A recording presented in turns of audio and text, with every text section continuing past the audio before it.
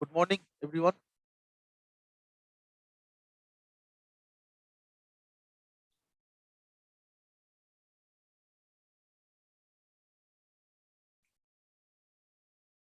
আজকে আমরা ইন্ডিয়ান এগ্রিকালচারের যে রেস্ট পার্টটা ছিল বাকি অংশটা আজকে করব।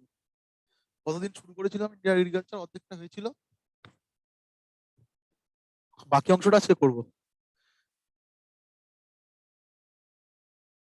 হিস্টোরিক্যাল ব্যাকগ্রাউন্ডটা আমরা দেখেছি কিভাবে এগ্রিকালচারে গভর্নমেন্টের মানে আগে কি ছিল, এগ্রিকালচার থেকে ল্যান্ড রেভিনিউ কালেকশনের বিভিন্ন সিস্টেম, সেগুলো আমরা গতদিন আলোচনা করেছি। তারপরে স্বাধীনতার পর কিভাবে ল্যান্ড রিফর্ম করতে হলো গভর্নমেন্টকে, কেন করতে হয়েছিল, তার কি কি অবজেক্টিভস ছিল, সেগুলো দেখেছি গতদিন।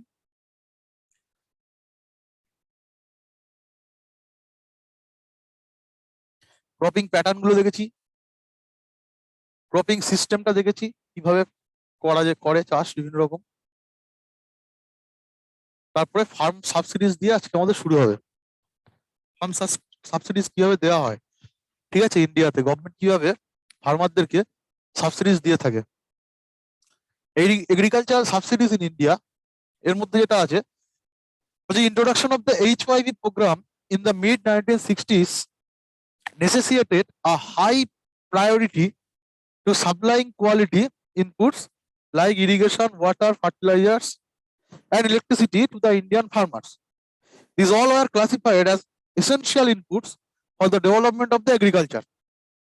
তাহলে সবুজ বিপ্লবের সময় 1960-এর দশকে যখন হাই ভ্যারাইটি সিড যখন ইন্ট্রোডিউস করা হলো ইন্ডিয়াতে ফার্মার্সদের কাছে, সেই হাই ইল্ডিং যে ভ্যারাইটি সিড গুলো আছে সেগুলোর আরো বেশি করে ইরিগেশন, ওয়াটার, ফার্টিলাইজার্স, ইলেকট্রিসিটি ইত্যাদির প্রয়োজন হয়ে পড়লো, এবং কৃষকদেরকে এগুলো সাপ্লাই দেওয়া হতে থাকলো গভর্নমেন্টের দ্বারা।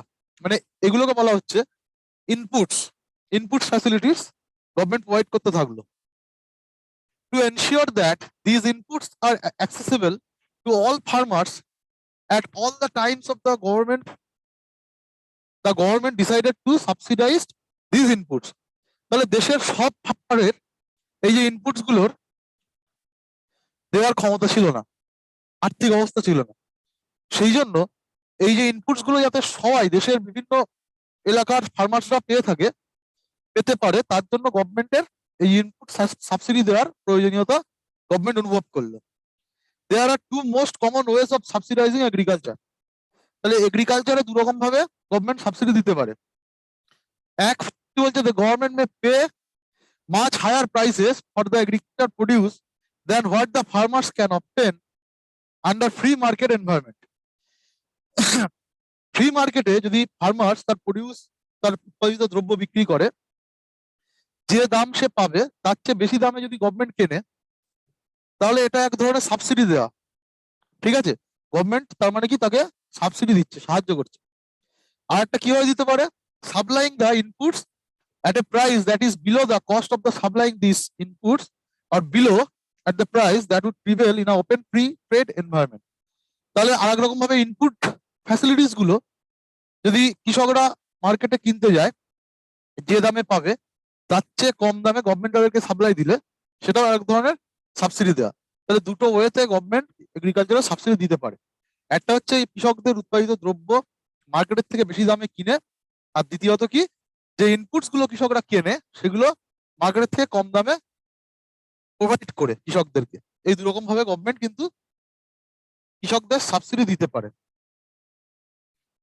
তাহলে বিভিন্ন ভাবে সাবসিডি দিয়ে থাকে। কি কি সাবসিডি দেয়, ফার্টিলাইজার দিতে পারে সাবসিডিতে, মানে কম দামে কৃষকদেরকে মার্কেটের থেকে কম দামে গভর্নমেন্ট দিতে পারে। ওয়াটার সাপ্লাই দিতে পারে, ইরিগেশন ওই ওয়াটার সাপ্লাইয়ের মধ্যেই পড়ছে। পাওয়ারের কিছু সাবসিডি দিতে পারে, ইলেকট্রিসিটিতে। সিডস, বিভিন্ন রকম সিডস যেগুলো দাম বাইরে আছে তার চেয়ে কম দামে কৃষকদেরকে দিতে পারে। আর একটা কি, ক্রেডিট, ডাইরেক্ট কৃষকদেরকে টাকাও দিতে পারে সাবসিডি হিসেবে। এবার সাবসিডি তো দিল গভর্নমেন্ট 1960-এর পর থেকে। High yielding variety seeds introduce হওয়ার পরে সাবসিডি দেওয়ার প্রয়োজনীয়তা অনুভব হলো, সাবসিডি দিচ্ছে। এবার আমরা দেখবো এই সাবসিডি দেওয়ার ক্ষেত্রে কি কি সমস্যা গভর্নমেন্টকে বা কৃষকদেরকে ফেস করতে হয়েছিল বা এখনো হচ্ছে, সেই ইস্যুগুলো আমরা দেখবো। Issue related to government intervention in India's agriculture. তাহলে 1960-এর পরে গভর্নমেন্ট এগ্রিকালচার সেক্টরে সরকার কি করতে লাগলো, ইন্টারভেন করতে শুরু করলো, হস্তক্ষেপ করতে শুরু করলো। এবং কিভাবে হস্তক্ষেপ করতে শুরু করলো, কৃষকদেরকে সাবসিডি দিয়ে, বিভিন্ন রকম পিস তাদেরকে ঠিক করে দিয়ে, সেগুলোর মাধ্যমে গভর্নমেন্ট ইন্টারভেনশন শুরু হলো। এবার গভর্নমেন্ট ইন্টারভেনশনের ফলে কি কি সমস্যা সৃষ্টি হলো সেগুলো আমরা দেখবো। প্রথমে ব্যাকগ্রাউন্ড কি বলছে, government intervention in food grain marketing in India begin in 1960। তাহলে আমরা আগে জেনেছি 1960-এর দশকে সবুজ বিপ্লবের মাধ্যমে গভর্নমেন্ট এগ্রিকালচার সেক্টরে বা কৃষি ক্ষেত্রে গভর্নমেন্ট প্রথম হস্তক্ষেপ করতে শুরু করলো। The objective of the intervention is to revamp and incentivise. তাহলে দুটো উদ্দেশ্যে, মানে মেন উদ্দেশ্য কি ছিল, revamp and incentivise the agriculture sector by using high yielding variety seeds and technological inputs with the ultimate aim of increasing food grain production. তাহলে government সাবসিডির main এমটা কি ছিল, বা গভর্নমেন্ট ইন্টারভেনশনের কৃষিক্ষেত্রে মেন উদ্দেশ্য ছিল হচ্ছে যে কৃষকদেরকে সাবসিডি দেওয়ার মাধ্যমে বা বিভিন্ন রকম ফ্যাসিলিটি প্রোভাইড করার মাধ্যমে যাতে ফুড প্রোডাকশনটা আরো বাড়ানো যায়, দেশের খাদ্যের ঘাটতি যাতে না সৃষ্টি হয়, বিদেশ থেকে যাতে খাদ্য আমদানি না করতে হয়, সেই জন্য গভর্নমেন্ট কিন্তু ইন্টারভেন করতে শুরু করে। তো ইন্টারভেনের মাধ্যমে কি কি মেজার্স গভর্নমেন্ট নিয়েছিল, price assurance to producers using the system of minimum support price. Minimum support price বলে একটা প্রাইস হয়, যেটা আমরা পরের স্লাইডগুলোতে আরো ডিটেলসে জানবো। সেগুলো প্রোভাইড করে কৃষকদেরকে বিভিন্ন রকম অ্যাসিওরেন্স দিতে শুরু করলো সরকার, যে আপনার ফসল যদি বিক্রি না হয় আমরা মিনিমাম সাপোর্ট প্রাইসে সেই ফসলটাকে কিনে নেব। মেনটেনিং বাফার স্টক, এবং গভর্নমেন্ট বাফার স্টক মেনটেন করতে শুরু করলো। বাফার স্টক মানে হচ্ছে যে পাবলিক ডিস্ট্রিবিউশন সিস্টেম, যেটা আমরা রেশন বলি, সেটা গভর্নমেন্ট কি করে, কৃষকদের কাছ থেকে ফসল তুলে নিয়ে স্টক করে রাখে মানুষকে দেওয়ার জন্য। তো এই যে স্টকটাকে বলা হয় বাফার স্টক, এই বাফার স্টক মেনটেন করতে শুরু করলো। Distribution of food grains at a reasonable price through a network of fair price shop under public distribution system। এবং কি শুরু করলো, পাবলিক ডিস্ট্রিবিউশন সিস্টেম শুরু করলো, ফেয়ার প্রাইসে মানুষকে খাদ্য দ্রব্যাদি প্রোভাইড করতে শুরু করলো। এটাকে বলা হয় পাবলিক ডিস্ট্রিবিউশন সিস্টেম। এইভাবে ইন্টারভেন করতে শুরু করছে গভর্নমেন্ট।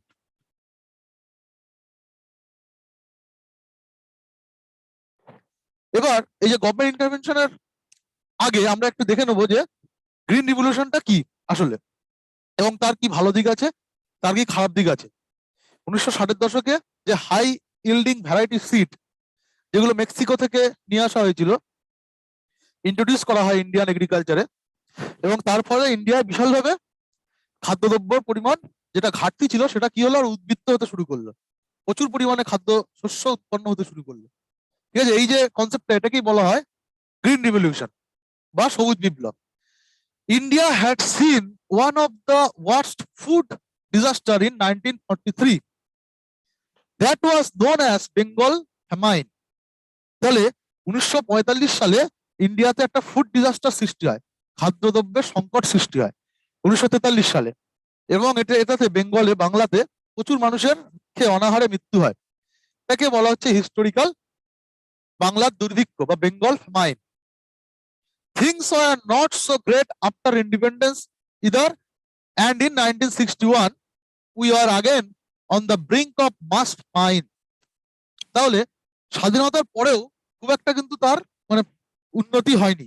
এই 1943 সালের পরে 47 সালে যখন স্বাধীনতা পাচ্ছে, তখনও কিন্তু খাদ্যদ্রব্যের দিক দিয়ে ইন্ডিয়া সেলফ ডিপেন্ডেন্ট ছিল না, সেলফ ইন্ডিপেন্ডেন্ট ছিল না, ঠিক আছে, সেলফ রিলায়েন্স ছিল না। তো 1961 সালে এমন একটা পরিস্থিতি সৃষ্টি হয় যে দেখা যায় যে একটা দুর্ভিক্ষের সম্মুখে চলে এসছে ইন্ডিয়া, আবার খাদ্যের সংকট তৈরি হচ্ছে। তখন ওই সংকটটা যাতে না আসে সেই জন্য গভর্নমেন্ট কি করে, high yielding variety seeds Mexico থেকে ইম্পোর্ট করে দেশে প্রচুর পরিমাণে এগ্রিকালচারের ক্ষেত্রে বহু রকমের সাবসিডি দিয়ে এগ্রিকালচারে কি করলো, একটা বিপ্লব ঘটালো, প্রচুর পরিমাণে খাদ্য শস্যের উৎপাদন ঘটালো। ঠিক আছে, এটাই হচ্ছে সবুজ বিপ্লব। This is where we called upon US agro scientist Norman Borlaug, who is also called the father of Green Revolution, to seek his help and secure India's food output. তাহলে ইন্ডিয়া তখন কি করলো, যে ইউএস এর মানে সবুজ বিপ্লব ঘটিয়েছিলেন যিনি Norman Borlaug, তার সাহায্য প্রার্থনা করলো ইন্ডিয়ান গভর্নমেন্ট, এবং তার কাছ থেকে হেল্প নিয়ে ইন্ডিয়াতেও সবুজ বিপ্লবের পথ প্রশস্ত করলো। In India the green revolution was mainly led by M S. Swaminathan. তাহলে ইনি হচ্ছেন নরমান বোরলগ, ইনি হলেন যে father of green revolution all over ওয়ার্ল্ডের তাকে বলা হয়। আর ইন্ডিয়াতে যিনি এই ইনিশিয়েটিভটা নিয়েছিলেন, মানে গ্রিন রিভলিউশনের জন্য যার অবদান সবচেয়ে বেশি, তার নাম হচ্ছে এম.এস. স্বামীনাথন, এবং তাকে বলা হয় father of Indian green revolution. ভারতের সবুজ বিপ্লবের জনক হচ্ছে M S. Swaminathan. The Green Revolution resulted in a great increase in production of food grains, especially wheat and rice. এবং এই গ্রিন রিভলিউশনের ফলে রাইস এবং হুইট প্রোডাকশন, ধান এবং গমের প্রোডাকশন ভীষণভাবে বৃদ্ধি পায় ইন্ডিয়াতে। Due to the introduction into developing countries of new high yielding variety seeds beginning in the mid 20th century। তাহলে কিসের মাধ্যমে? High yielding variety seed, HYV seeds, মানে কিছু বীজ যেগুলো হচ্ছে প্রচুর পরিমাণে তাদের উৎপাদনশীলতা, উচ্চ উৎপাদনশীল বীজ, সেগুলো ইন্ডিয়াতে আনা হলো এবং সেগুলো থেকে প্রচুর পরিমাণে উৎপাদন হতে লাগলো ধান এবং গমের। The green revolution spreading over the period from 1967 to 68 to 1977 to 78। এবং এই যে সময় ধরে গ্রিন রিভলিউশনটা ইন্ডিয়াতে চলতে লাগলো। Change India status from a food deficient country to one of the world's leading agricultural nation। তাহলে ইন্ডিয়া 1961 সালের আগে একটা ফুড ডেফিসিট কান্ট্রি ছিল, সেখানে খাদ্যের ঘাটতি ঘটতো, যে পরিমাণ খাদ্যের ডিমান্ড ছিল তত পরিমাণ খাদ্য দেশে উৎপাদিত হতো না, খাদ্যশস্য। তো এই গ্রিন রিভলিউশনের ফলে কি হলো, সেই ফুড ডেফিসিট কান্ট্রি থেকে ইন্ডিয়া একটা লিডিং প্রডিউসিং বা লিডিং এগ্রিকালচার, মানে এগ্রিকালচারালি স্ট্রং কান্ট্রি তে পরিণত হলো।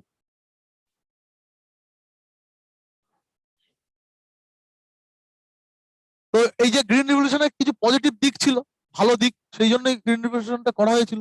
সেগুলো কি কি আমরা দেখব। এক নম্বর বলছে tremendous increase in crop production. It resulted in a grain output of 131 million tonnes in the year. এটা আসে পরীক্ষায়, কত মিলিয়ন টন বেড়ে গেছিল।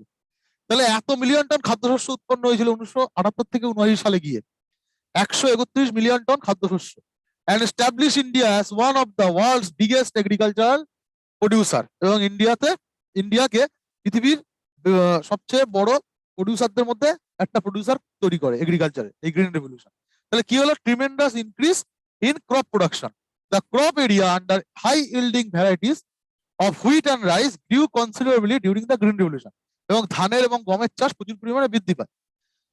2 নম্বর কি বলছে, reduce import of food grains.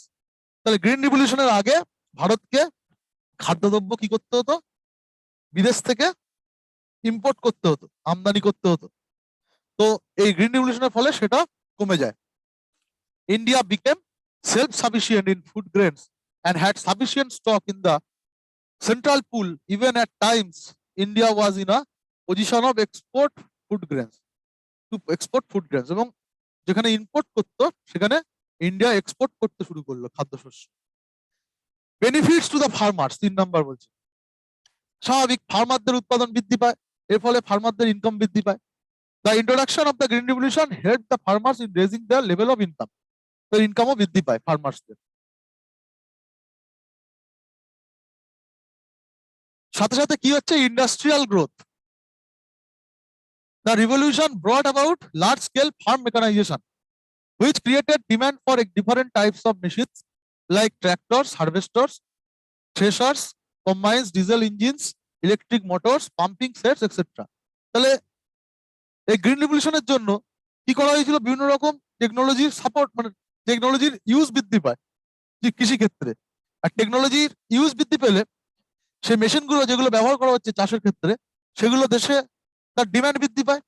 এর ফলে সেই চাষের যে মেশিনগুলো সেগুলো দেশে উৎপাদিত হতে শুরু করে, এবং এইভাবে গ্রিন রিভলিউশন এগ্রিকালচারাল গ্রোথের মাধ্যমে ইন্ডাস্ট্রিয়াল গ্রোথকে ত্বরান্বিত করে। Besides, demand for chemical fertilizers, pesticides, insecticides, weedicides, etc. also increase considerably. এবং এর সাথে সাথে উৎপাদন আরো বৃদ্ধি করার জন্য বিভিন্ন রকম কীটনাশক, সার ইত্যাদির ব্যবহার বৃদ্ধি পায়, এবং সেগুলো উৎপাদনের জন্য ইন্ডাস্ট্রিয়াল ক্ষেত্রের গ্রোথ ত্বরান্বিত হয়। Several agricultural products were also used as raw material in various industries known as agro-based industries. এবং এগ্রিকালচারাল প্রোডাক্টকে যে সকল ইন্ডাস্ট্রিতে কি করা হয়, যে কৃষিজ দ্রব্যকে তাদের র মেটেরিয়াল হিসেবে ইউজ করা হয়, তাদেরকে বলা হয় এগ্রো বেস ইন্ডাস্ট্রিজ। যেহেতু খাদ্যশস্যের পরিমাণ বৃদ্ধি পেল, সেই জন্য এই এগ্রো বেস ইন্ডাস্ট্রিজেরও গ্রোথ ত্বরান্বিত হলো। তাহলে এইভাবে গ্রিন রেভলিউশন ইন্ডাস্ট্রিয়াল গ্রোথকে ত্বরান্বিত করেছিল। নেক্সট বলছে রুরাল এমপ্লয়মেন্ট বৃদ্ধি পায়। গ্রামগঞ্জে কৃষিক্ষেত্রে প্রচুর মানুষ যুক্ত থাকে, এবং কৃষি থেকে যদি লাভের পরিমাণ বেড়ে যেতে থাকে, তখন আরো বেশি বেশি করে গ্রামীণ মানুষ কৃষিক্ষেত্রে যুক্ত হতে শুরু করে তাদের ইনকাম বৃদ্ধির আশায়। সেই জন্য গ্রামে কি হলো, আস্তে আস্তে গ্রিন রেভলিউশনের ফলে রুরাল এমপ্লয়মেন্ট ক্রিয়েশন হলো। গ্রামে আরো যারা বেকার ছিল তারাও কৃষিক্ষেত্রে অংশগ্রহণ করতে শুরু করলো। There was an appreciable increases in the demand for labor force due to multiple cropping and use of fertilizer. তাহলে ইত্যাদির ব্যবহারের ফলে গ্রামে আরো মানুষ এমপ্লয়মেন্ট পেল কৃষিক্ষেত্রে। The Green Revolution created plenty of jobs not only for agricultural workers but also industrial workers by creating related facilities such as factories and hydroelectric power stations. তাহলে ঠিক যেভাবে ইন্ডাস্ট্রি ক্ষেত্রে গ্রোথটাকে সবুজ বিপ্লব ত্বরান্বিত করেছিল, সেই জন্য ইন্ডাস্ট্রির ক্ষেত্রেও প্রচুর মানুষের এমপ্লয়মেন্ট ক্রিয়েশন বা জেনারেশন হলো। এইভাবে গ্রিন রেভলিউশন বেকারত্বের সমস্যাকেও, শহরে এবং গ্রামে বেকারত্বের সমস্যায় একটা গ্রিন রেভলিউশন একটা সুদিক হয়ে দাঁড়িয়েছিল। এবার এতক্ষণ আমরা পজিটিভ ইম্প্যাক্ট গুলো দেখলাম, এবার নেগেটিভ ইম্প্যাক্ট, যে কোনো জিনিসের পজিটিভ এবং নেগেটিভ উভয় থাকে। গ্রিন রেভলিউশনের ফলে কি কি ক্ষতি হলো আমাদের, সেগুলো আমরা দেখবো। সেগুলো লং টার্মে এখন বোঝা যাচ্ছে যে অনেক ক্ষতি হয়ে গেছে। ঠিক আছে, চাষের জমির ক্ষতি হতে পারে, অতিরিক্ত পেস্টিসাইডস, অতিরিক্ত সার ইত্যাদি ইউজের ফলে জমির উর্বরতা নষ্ট হয়ে যায়। ঠিক আছে, কিছু কিছু ক্ষেত্রে, কিছু কিছু জায়গায় পাঞ্জাব, হরিয়ানা, ইউপি ইত্যাদি ক্ষেত্রে বড় লোক যারা কৃষক ছিল তারাই এই ফ্যাসিলিটি গুলো ব্যবহার করতে পেরেছিল। গরিব কৃষকরা তারা হাই ভ্যারাইটি সিড কিনতে পারেনি, হাই ইল্ডিং সিডও কিনতে পারেনি। তারা ইনপুটস, যে এগ্রিকালচার ইনপুটস যেগুলো লাগে, মেশিনের ব্যবহার, ঠিক আছে, টেকনোলজির ব্যবহার, তারা তাদের গরিবির কারণে বা দারিদ্রতার কারণে তারা সেগুলো ফ্যাসিলিটি পায়নি। যারা বড়লোক কৃষক তারাই উপকৃত হয়েছে। এর ফলে কি হয়েছে, কৃষকের মধ্যে, গরিব লোক আর বড়লোক কৃষকদের মধ্যে ইনকাম বা ইনইকুয়ালিটি বেড়েছে, ইকুয়ালিটি কমে গেছে। যারা বড়লোক হয়ে গেছে তারা প্রচুর বড়লোক হয়ে গেছে যে কৃষকরা, যারা গরিব মানুষ কৃষক তারা আরো গরিব হয়ে গেছে, কারণ তারা এই ফ্যাসিলিটি গুলো ইউজ করতে পারেনি। এছাড়া পাঞ্জাব, হরিয়ানা, ইউপি ইত্যাদি দিকে এই গ্রিন রিভলিউশনটা বিশেষভাবে হয়েছিল, কারণ ওখানে বেশি বড়লোক কৃষকের বাস ছিল। আমাদের এই ওয়েস্ট বেঙ্গল, বিহার, ঝাড়খণ্ড এখানকার যারা কৃষক তারা ওইসব ফ্যাসিলিটিস গুলো পায়নি, কিনতে পারেনি, তারা গরিব বলে। এর ফলে কি হয়েছে, যে ইন্টার স্টেট এবং ইন্ট্রা স্টেট দুটো ক্ষেত্রেই একটা ইনইকুয়ালিটি বেড়ে গেছে কৃষকদের মধ্যে। মানুষের মধ্যে যারা ধনী হয়ে গেছে প্রচুর বড় লোক হয়ে গেছে, যারা গরিব হয়ে গেছে তারা আরো গরিব হয়ে গেছে। এবার এই যে এগুলো আমরা ডিটেলসে নেগেটিভ পয়েন্ট গুলো আলোচনা করব। Negative impacts of green revolution. প্রথমে বলছে নন ফুড গ্রেনস লেফট আউট। এটা কি বলতে যাচ্ছে, although all food grains including wheat, rice, jowar, bajra, maize have gained from the revolution, other crops such as oats, cereals, pulses and oilseeds were left out of the ambit of the revolution. Major commercial crops like cotton, jute, tea, sugarcane were also left almost untouched by the green revolution. তাহলে কি বলছে, নন food grain যেগুলো আছে সেগুলোর ক্ষেত্রে green revolution কিন্তু কোনো বিশেষ প্রভাব ফেলতে পারেনি। শুধুমাত্র ধান, গম মেনলি ধান এবং গমের ক্ষেত্রে এই উৎপাদনটা বেড়েছিল। যেগুলো ক্যাশ ক্রপ আছে যেমন কটন, ঠিক আছে, তারপরে টি ইত্যাদির ক্ষেত্রে কিন্তু গ্রিন রেভলিউশনের প্রভাব সেভাবে পড়েনি। 2 নম্বর বলছে লিমিটেড কভারেজ অফ HYVP, তার মানে high yielding variety programme was restricted to only 5 crops. ওটাই বলছে, হাই ইল্ডিং ভ্যারাইটি সিডস নিয়ে আসা হয়েছিল শুধুমাত্র 5টা ক্রপের ক্ষেত্রে, ধান, গম, জোয়ার, বাজরা আর মেজ, এই 5টার ক্ষেত্রেই হাই ইল্ডিং ভ্যারাইটি সিডের ব্যবহার করা হয়েছিল, অন্যান্য ক্ষেত্রগুলো আনটাচ থেকে গেছে। রিজিওনাল ডিসপ্যারিটিস মানে আঞ্চলিক বৈষম্য বেড়ে গেছে এর ফলে। Green revolution technology has given birth two growing disparities in economic development at entered and inter regional levels. আগেই বলেছি পাঞ্জাব হরিয়ানা ইত্যাদি জায়গার কৃষকরা এই সুবিধাগুলো পেয়েছে, পাঞ্জাব হরিয়ানার ক্ষেত্রেও যারা বড়লোক কৃষক তারা এই সুবিধা পেয়েছে। এর ফলে ইন্টার স্টেটে একটা ভ্যারাইটি মানে কোনো কোনো ডিস্ট্রিক্টে যেখানে বড়লোক কৃষকদের বাস, সেই ডিস্ট্রিক্টটা একটা স্টেটের মধ্যে বড়লোক হয়ে গেছে আরো কৃষকরা। আমার কোনো স্টেটে কোনো স্টেটের কোনো ডিস্ট্রিক্টে যেখানে গরিব কৃষকদের আধিক্য, সেখানে তারা এই ফ্যাসিলিটিস গুলো ব্যবহার করতে পারেনি, সেই ডিস্ট্রিক্টটা আরো গরিব মানুষ হয়ে গেছে। এর ফলে কি হয়েছে, inter state disparity, regional disparity তৈরি হয়েছে। একটা স্টেটের মধ্যে বিভিন্ন ডিস্ট্রিক্ট বড় লোক, আবার বিভিন্ন ডিস্ট্রিক্ট খারাপ, তাই গরিব হয়ে গেছে। তার মানে এটা ইন্টার স্টেট একটা ডিসপ্যারিটি। আবার ইন্ট্রা স্টেট ডিসপ্যারিটি, ইউপি, তারপর পাঞ্জাব হরিয়ানা, এইসব রাজ্যগুলো গ্রিন রিভলিউশনের সুফলটা পেয়েছে, ঝাড়খণ্ড, ওয়েস্ট বেঙ্গল ইত্যাদি জায়গার কৃষকরা পায়নি। এটা কি ইন্ট্রা স্টেট একটা রিজিওনাল ডিসপ্যারিটি তৈরি হয়েছে। তাহলে গ্রিন রিভলিউশনের ফলে কিন্তু ইন্ট্রা এবং ইন্ট্রা স্টেট রিজিওনাল ডিসপ্যারিটিস আরো ইনক্রিজ হয়েছে। Excessive usage of chemicals. The Green Revolution resulted in a large-scale use of pesticides and synthetic nitrogen fertilizers for improved irrigation projects and crop varieties. This causes more harm than good to crops and also become a cause for environment and soil pollution. তাহলে অতিরিক্ত কেমিক্যালের ব্যবহারের ফলে বিভিন্ন synthetic মানে কৃত্রিম fertilisers, nitrogen base fertilisers ইউজের ফলে এবং অতিরিক্ত কীটনাশক পেস্টিসাইডস, ঠিক আছে, ব্যবহারের ফলে কি হয়েছে, সেটা জমির উর্বরতা একদম নষ্ট করে দিয়েছে, জমি অনুর্বর হয়ে পড়েছে। লং টার্মে বিভিন্ন রকম যে খাদ্যদ্রব্যগুলো উৎপন্ন হয়েছে, সেই খাদ্যদ্রব্যগুলো মানুষের শরীরে বিভিন্ন রকম কুপ্রভাব বা খারাপ প্রভাব সৃষ্টি করেছে, বিভিন্ন রোগ সৃষ্টি হয়েছে নতুন নতুন, ঠিক আছে। এটাও কিন্তু গ্রিন রিভলিউশনের একটা খারাপ দিক, বিশাল বড় খারাপ দিক, যার জন্য বর্তমানে এখন মানুষের মধ্যে ওই যে ডিমান্ড বেড়ে যাচ্ছে কিসের, জৈব চাষ, ঠিক আছে, জৈব চাষের দ্রব্যের, জৈব চাষজাত দ্রব্যের ডিমান্ড কিন্তু বর্তমানে বেড়ে যাচ্ছে। মানুষ বুঝতে পারছে যে অতিরিক্ত পেস্টিসাইডস, অতিরিক্ত সিনথেটিক ফার্টিলাইজারের ইউজ আমাদের শরীরের জন্য খারাপ।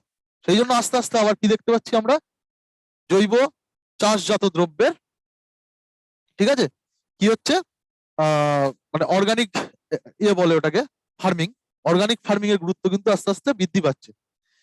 ওয়াটার কনজাম্পশন, এটাও একটা বিশাল বড় দিক, যে হাই ইল্ডিং ভ্যারাইটি সিডস যেগুলো গ্রিন রিভলিউশনের ক্ষেত্রে ব্যবহার করা হয়েছিল, যে বীজগুলো উচ্চ ফলনশীল বীজ, সেই বীজগুলোর আবার তাদের উচ্চ ফলনের জন্য অতিরিক্ত জলের প্রয়োজন হতো, ঠিক আছে। এর ফলে কি হয়েছে, যে আমাদের যে গ্রাউন্ড ওয়াটার আছে এটা তো লিমিটেড, এই যে গ্রাউন্ড ওয়াটারের খুব বেশি পরিমাণ ব্যবহার করে ফেলেছে ভারতবর্ষ। এর ফলে কি হয়েছে, ভবিষ্যতে জলের সংকট সৃষ্টি হয়েছে, এটাও গ্রিন রিভলিউশনের একটা কুদিক।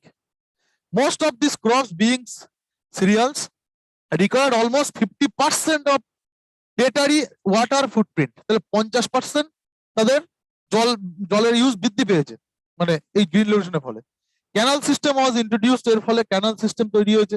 Irrigation pumps also সাকড out of the ground water, irrigation পাম্পের মাধ্যমে প্রচুর পরিমাণে গ্রাউন্ড ওয়াটারের ব্যবহার করা হয়েছে। To supply the water intensive crop, যেসব ক্রপের ক্ষেত্রে ওয়াটার বেশি লাগে তার ক্ষেত্রে জল সাপ্লাই দেওয়ার জন্য, such as sugarcane, rice, thus depleting the ground water level. এর ফলে কি হয়েছে, আমাদের ভৌম জলের লেভেলটা আরো নিচে চলে গেছে, আরো সেটা খারাপ দিকে আমাদেরকে ঠেলে দিয়েছে।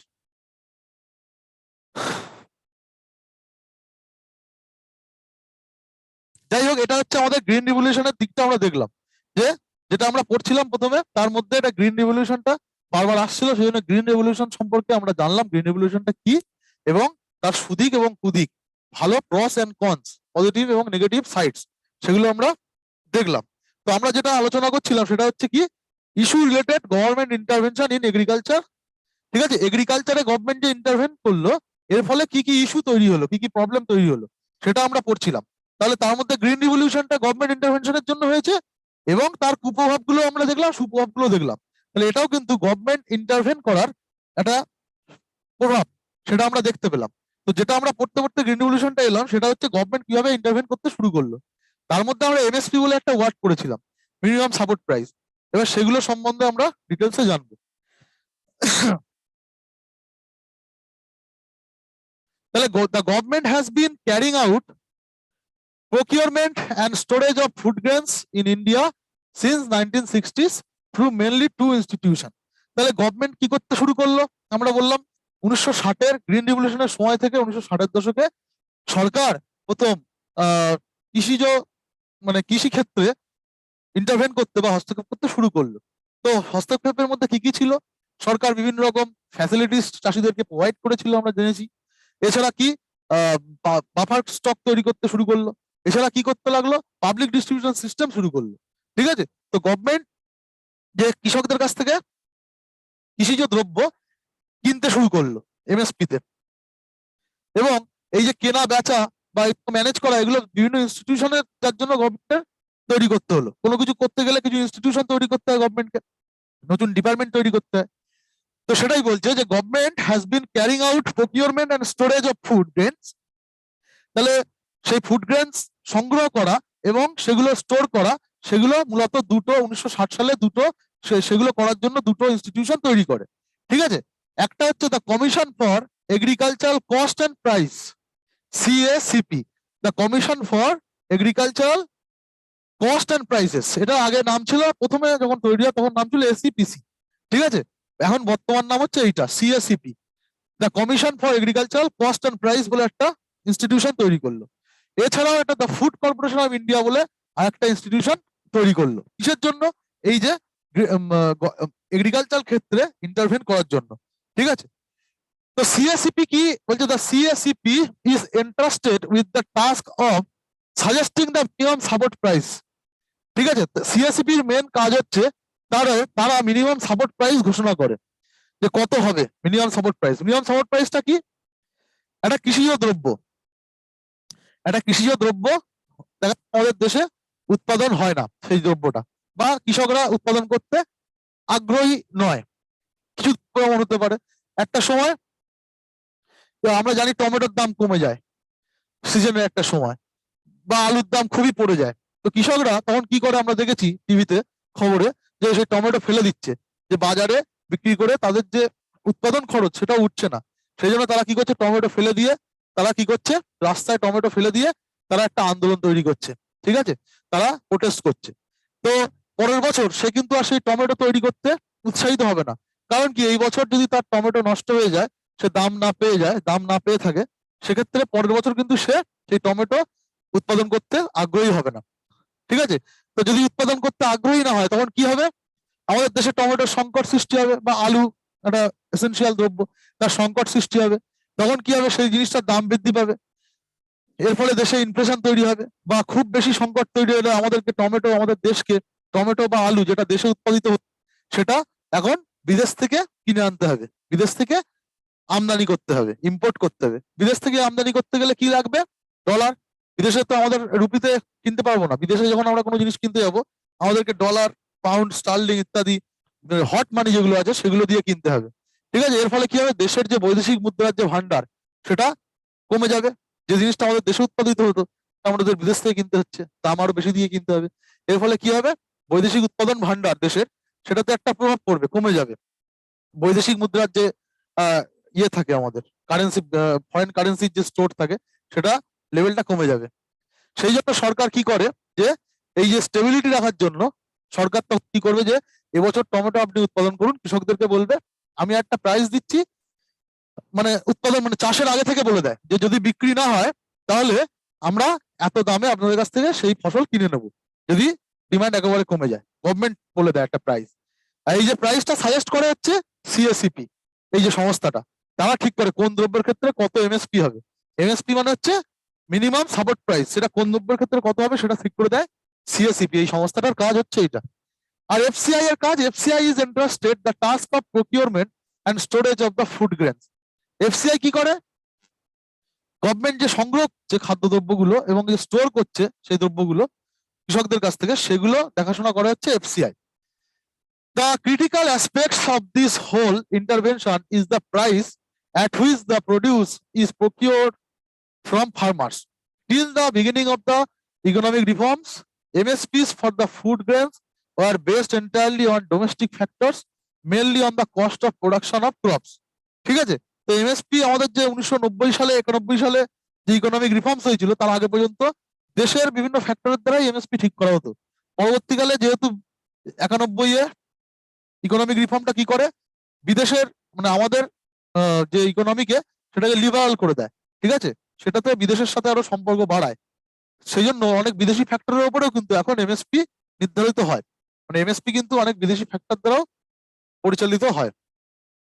তো CACP was required to take in the international price situation, this aspects was never given any weight while arriving at the level of MSP.